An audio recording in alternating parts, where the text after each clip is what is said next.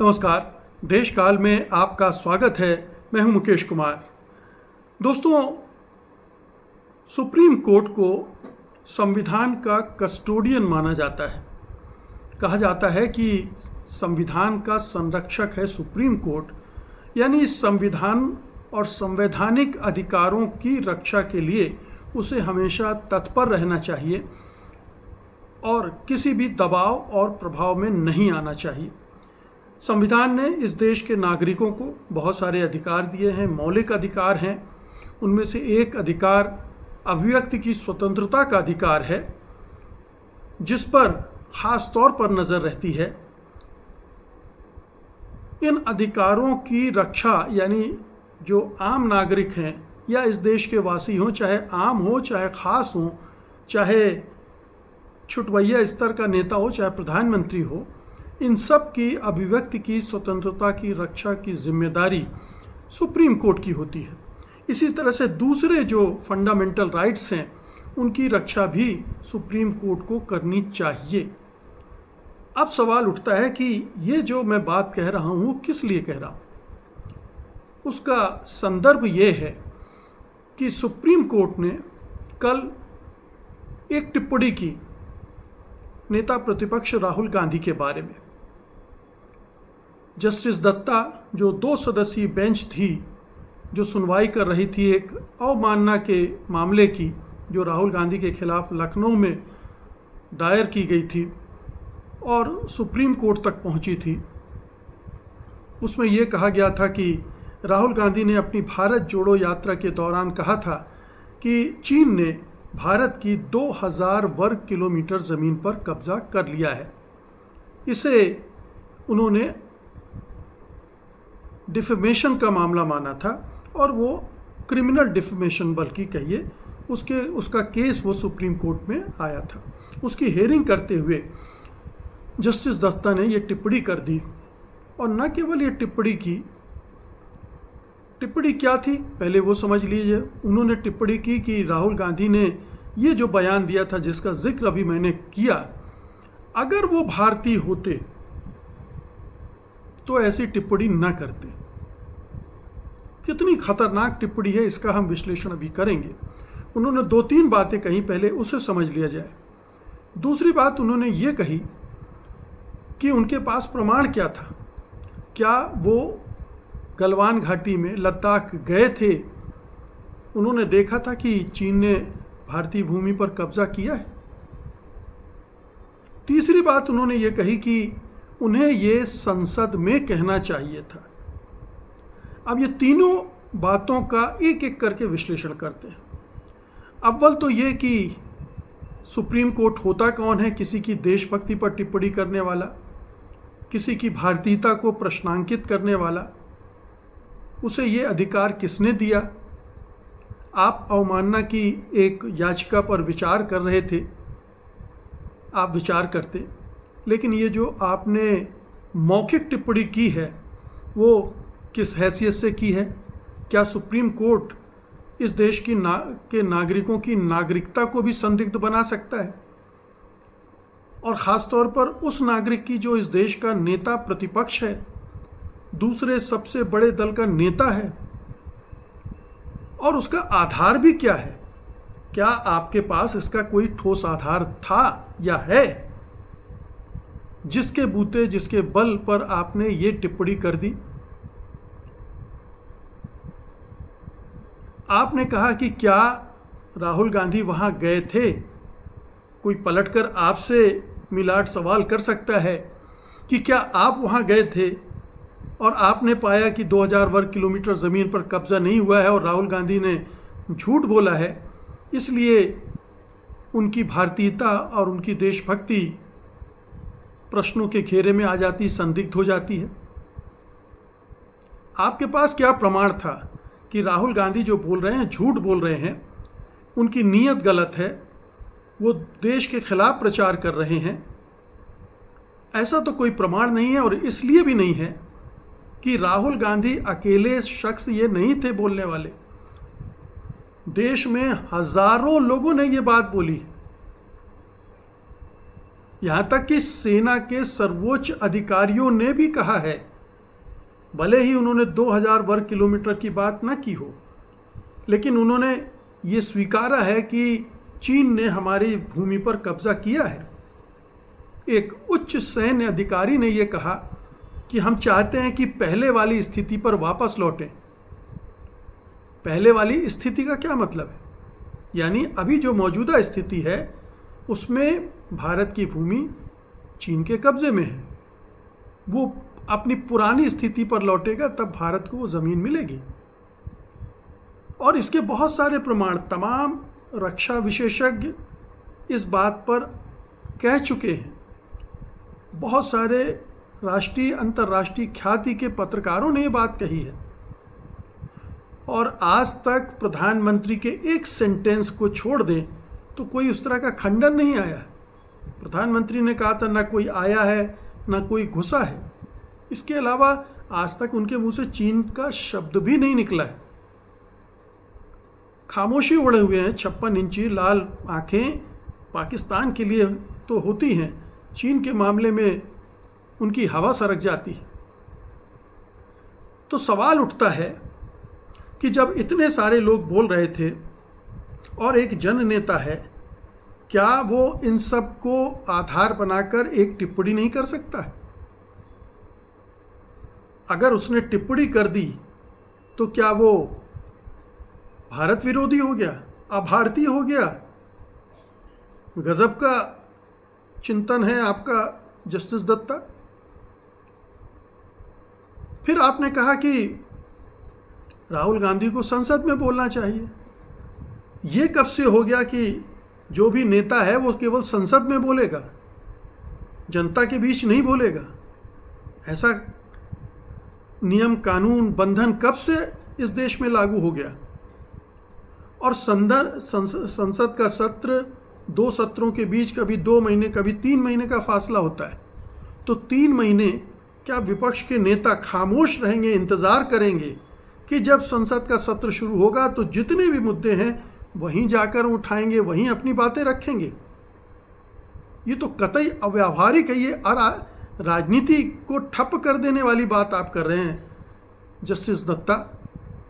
ऐसा तो होता नहीं किसी भी लोकतंत्र में, दुनिया के किसी भी देश में ऐसा नहीं होता है। और ये भी आप देख ली कि संसद किस ढंग से चलाई जा रही है। वहाँ तो माइक भी म्यूट कर दिए जाते हैं, विपक्षी नेताओं को बोलने तक नहीं दिया जाता है। ऐसी संसद की स्थिति कर दी गई है। तो नेता बाहर भी ना बोलें और अंदर उन्हें बोलने का मौका भी ना दिया जाए। और आप ये शर्त लगा रहे हैं कि अगर संसद के अंदर बोलेंगे तभी आप भारतीय होंगे। गजब आपका न्याय बोध है, गजब आपने न्याय की परिभाषा गढ़ी है। ये तो संविधान नहीं कहता है। संविधान तो अभिव्यक्ति की स्वतंत्रता का अधिकार देता है और उसका इस्तेमाल करना हर नागरिक का अधिकार है। आप उस पर पाबंदी नहीं लगा सकते, रोक टोक नहीं कर सकते। तीसरी बात, आपने पूछा कि राहुल गांधी क्या वहां गए थे? राहुल गांधी लद्दाख गए थे, वहां के लोगों से उन्होंने मुलाकात की थी। लोगों ने उन्हें बताया था कि चीनी सेना हमारी भूमि पर कब्जा कर चुकी है। इसके वीडियो मौजूद हैं जस्टिस दत्ता, अगर आपको वक्त मिले तो आपको तो देखने चाहिए। फिर यह भी देखिए कि संसद के अंदर बाकायदा एक सांसद ने यह कहा था कि चीन भारत की ज़मीन पर कब्जा कर रहा है, और ये बीजेपी के सांसद ने कहा था। तो इतने सारे तथ्य मौजूद थे, उनके आधार पर राहुल गांधी ने यह टिप्पणी की थी। आपने उन आधारों पर ध्यान नहीं दिया और ऐसे लगा जैसे आप राहुल गांधी को लेकर पूर्वाग्रह से ग्रस्त हैं, दुराग्रह है कोई आपके मन में। आप राहुल गांधी को नीचा दिखाना चाहते हैं या ऐसी परिस्थिति बनाना चाहते हैं जिसमें उनकी राजनीति पर असर पड़े। और आपने देखा कि आपके इस बयान का बीजेपी किस तरह से इस्तेमाल कर रही है। बीजेपी के आईटी सेल के कुख्यात चीफ हैं अमित मालवीय, उन्होंने टिप्पणी की, now Rahul Gandhi is a certified anti national. वो आपके बयान को सर्टिफिकेट मानकर राहुल गांधी को एंटी नेशनल बता रहे हैं। क्या आप अमित मालवीय के खिलाफ कार्रवाई करेंगे, सुओ मोटो एक्शन लेंगे कि आपने हमारी टिप्पणी का इस तरह से उपयोग क्यों किया, या आप खामोश रह जाएंगे? आपने सत्तारूढ़ दल को एक बड़ा हथियार दे दिया विपक्ष के सबसे बड़े नेता को बदनाम करने के लिए। आपने सिंगल आउट किया राहुल गांधी को। क्या आपने या सुप्रीम कोर्ट ने कभी प्रधानमंत्री नरेंद्र मोदी या उनकी पार्टी के बड़े बड़े नेताओं ने जो बहुत ही विस्फोटक बयान दिए हैं, नफरत से लबरेज बयान दिए हैं, एक धार्मिक समुदाय के खिलाफ और राहुल गांधी के खिलाफ, उनकी मां के खिलाफ, आपने कभी उनको नोटिस में क्यों नहीं लिया? इसलिए यह सवाल उठ रहा है कि राहुल गांधी को ही क्यों टारगेट किया गया। इसीलिए सवाल उठ रहा है कि क्या अब सुप्रीम कोर्ट पूरी तरह से कोलैप्स कर गया है? सुप्रीम कोर्ट पिछले 10-11 सालों से लगातार ऐसे फैसले दे रहा है जिस पर बहुत सवाल खड़े हो रहे हैं। उसकी विश्वसनीयता, उसकी क्रेडिबिलिटी धराशायी हो गई है, रसातल को चली गई है। और जब आप जैसा कोई जस्टिस इस तरह के बयान देता है तो सुप्रीम कोर्ट की विश्वसनीयता क्या रह जाती है? क्या वो बची खुची विश्वसनीयता भी खत्म नहीं हो जाती है? इसी का एक अगला सवाल है कि क्या न्यायपालिका अब कमिटेड जुडिशरी में तब्दील हो गई है? इमरजेंसी के दिनों में ये बात की जाती थी। इंदिरा गांधी जब इमरजेंसी लगाई थी तब ये कहा जाता था कि इंदिरा गांधी एक कमिटेड जुडिशरी चाहती है, यानी जो सत्ताधारी दल या नेता चाहता है उसी तरह के फैसले वो ये चाहती। आज क्या हो रहा है सुप्रीम कोर्ट में? सत्ताधारी दल के अनुरूप फैसले आ रहे हैं। और ये फैसला तो नहीं है, ये टिप्पणी। इस टिप्पणी से किसका फायदा होना है और किसका नुकसान होना है ये स्पष्ट है। इसके लिए बहुत विश्लेषण की जरूरत नहीं है। तो क्या ये एक कमिटेड जुडिशरी बोल रही है अब एक के बाद एक अपने फैसलों में, अपनी टिप्पणियों में, जो सत्ता को मजबूत करना चाहती है, सत्तारूढ़ दल को और विपक्ष को, विपक्षी ताकतों को, विरोधियों को कमज़ोर करना चाहती है? क्या न्यायपालिका हमारी इस भूमिका में आ गई है? ये एक बहुत बड़ा सवाल पूरे देश के दिमाग में कुलबुला रहा है, उनको मथ रहा है। इसके आगे का सवाल भी आ रहा है कि अगर जुडिशरी, जो हमारे लिए आखिरी एक ऐसी जगह बन गई थी जहां से उम्मीद की जा सकती थी कि न्याय मिलेगा, क्या वहां न्याय की संभावना, उम्मीद खत्म हो गई है? और अगर खत्म हो गई है तो क्या ये पूरी तरह से तानाशाही की शुरुआत हो गई है? अब फिर बचा क्या? अगर सारी संवैधानिक संस्थाएं मोदी सरकार की मुट्ठी में आ गई हैं, एक निरंकुश सत्ता के हाथ में आ गई है, वो इन तमाम संस्थाओं को अपने हिसाब से इस्तेमाल कर रही है, तो फिर लोकतंत्र कैसे बचेगा? लोकतंत्र तो नहीं बचेगा, क्योंकि बचाने वाली शक्तियां ही समझौता कर जाएं तो फिर कौन बचाएगा? आखिरी उम्मीद फिर जनता के पास आती है कि जनता उठ खड़ी होगी, जनता लड़ेगी, जनता अपनी संवैधानिक संस्थाओं को दोबारा जीत कर लाएगी, इस्टेब्लिश करेगी। और अगर जनता इसलिए सड़कों पर उतरी कभी, तो आप ये कहेंगे कि देश में अराजकता फैल रही है, देश के विकास को बाधित किया जा रहा है, विपक्षी दल देश के खिलाफ काम कर रहे हैं। ठीक वही नैरेटिव जो इमरजेंसी के ठीक पहले बनाया गया था सत्तारूढ़ दल के द्वारा, आज क्या जो दल सत्ता में है ठीक वही नहीं कर रहा है? विपक्ष को बदनाम करने के लिए वैसे ही हथकंडे नहीं आजमा रहा है? बार बार कांग्रेस और राहुल गांधी को पाकिस्तान से जोड़ा जाता है।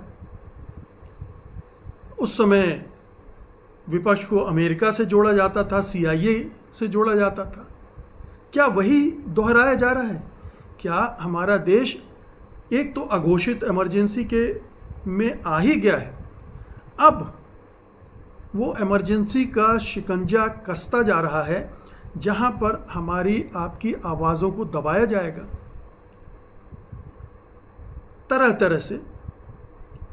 ये जो एक हथियार, वेपन दे दिया है जस्टिस दत्ता ने सत्तारूढ़ दल को, उससे वो पूरे विपक्ष को बदनाम करने की कोशिश करें, राहुल गांधी, कांग्रेस पार्टी, सबको। और ये तो अब हमेशा के लिए एक हथियार दे दिया है सत्तारूढ़ दल को, बीजेपी को। बार बार उसको ये कोट करके आक्रमण करेगी। सुप्रीम कोर्ट ने राहुल गांधी के बारे में ये कहा है। तो मिलाड, ये समय है जब आप इसका संज्ञान लें, आप इसका नोटिस लें, सुओ मोटो तुरंत इस टिप्पणी को वापस लेने के लिए कार्रवाई करें और उन दलों, उन नेताओं, उन संस्थाओं को वार्न करें जो इस तरह से प्रोपेगंडा में आपकी टिप्पणी को आधार बनाकर मुब्तला हो गई हैं। क्योंकि अगर आपने ये नहीं किया तो दुनिया भर में गलत मैसेज जा रहा है, दुनिया भर में भारतीय लोकतंत्र की छवि वैसे ही खराब हो गई है, इंटरनेशनल इंडेक्स में वैसे ही वो नीचे चला जा रहा है। और अब अगर इस तरह की स्थितियां बन रही हैं तो जाहिर है कि दुनिया में यही राय बनेगी कि भारत में लोकतंत्र अब खात्मे की ओर है, वो एक फासिस्ट तंत्र में तब्दील हो रहा है। वहाँ एक फांसीवादी सरकार सत्ता में आ रही है जो धार्मिक उन्माद और संवैधानिक संस्थाओं पर कब्जा करके इन दोनों के बल पर विरोध को, विपक्ष को समाप्त कर रही है और अपने लिए सत्ता पर पकड़ मजबूत कर रही है, जो कि गरीबों के खिलाफ होगी, दलितों के खिलाफ होगी, पिछड़ों के खिलाफ होगी, आदिवासियों के खिलाफ होगी, अल्पसंख्यकों के खिलाफ होगी, उदारवादियों के खिलाफ होगी, वामपंथियों के खिलाफ होगी। और जो भी सोचने समझने वाला, संविधान के अनुसार इस देश को चलाए जाने की उम्मीद रखने वाला होगा, उस सब को निशाना बनाया जाएगा। तो ये एक सवाल है, बल्कि एक परीक्षा है सुप्रीम कोर्ट की। जस्टिस दत्ता, आपको गौर करना चाहिए। आपने जो नुकसान किया है लोकतंत्र का, उसकी भरपाई आप ही को करना चाहिए, आप ही को पहल करना चाहिए, आप ही को कदम उठाना चाहिए। बहुत बहुत शुक्रिया आपका। धन्यवाद। नमस्कार।